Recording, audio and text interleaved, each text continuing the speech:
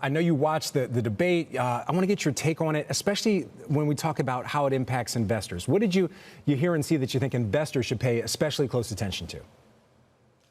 The fact that it was a disaster for the Biden campaign in the short term has put up the odds for Trump winning. But remember that we've also introduced a whole new variable and potentially changed the entire calculus here, that the pressure will be on Biden to step aside. There is still time in principle before the August Democratic Party convention. You know, a lot of stories out about that, including our Brian Schwartz, who wrote an article about top Democratic donors, basically sounding the alarm. I want to get to that in a minute. But first, I want to get your take on something. So Biden and Trump also touching on the former president's 2017 corporate tax cuts, which are set to expire next year. We're going to play a piece of this for the audience. I want to get your take. We find ourselves in a situation where his economy, he rewarded the wealthy. He had the largest tax cut in American history, $2 trillion. He raised a deficit larger than any president has in any one term. The only thing he was right about is I gave you the largest tax cut in history. I also gave you the largest regulation cut in history. That's why we had all the jobs. And the jobs went down and then they bounced back, and he's taking credit for bounce back jobs. You can't do that. All right, as you just mentioned, it looks like President Trump, or former President Trump now, seeming to take a lead. It's still, months away from the election, but seeming to take a lead in the minds of many people. How should investors view this idea that it's President Trump taking the lead and these corporate tax cuts are on the table as a key issue in this election? Well, Frank, one of the things that has really struck me in my conversations with institutional investors in the U.S.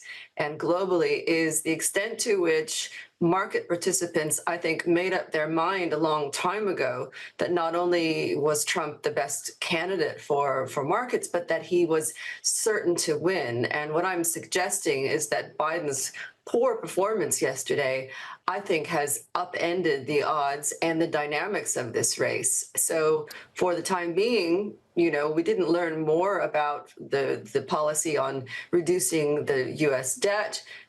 Trump reinforced his position on taxes. I just think the optics really overshadowed anything about the policy that the candidates were trying to communicate. Really? So you think this one debate upended everything completely? That's really interesting. A lot of articles out about, again, Democrat donors sounding the alarm, or Brian Schwartz with a great article. I've seen some other articles say that there's some people floating out there, a different ticket of different candidates running. So how should investors view that, just that possibility? That there is plenty of time to run. The August Democratic National Party convention, an open convention, is not something that I was advocating before seeing this. What I'm, saying based on my experience is that it's going to be very difficult to reverse the optics of Biden's performance. He looked haunted. He looked old. We didn't see the vigorous kind of performance that we had from Biden, for example, during the January State of the Union address. He had an off night, but he couldn't afford an off night.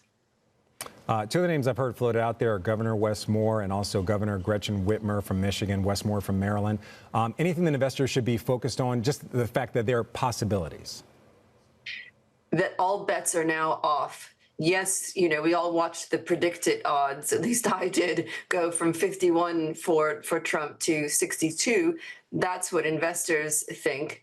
I think people who support President Biden were watching and heartbroken, frankly, that someone who has been a strong leader for many years in public service came across as so frail. I think the odds have completely shifted. I think this is more than a vibe shift.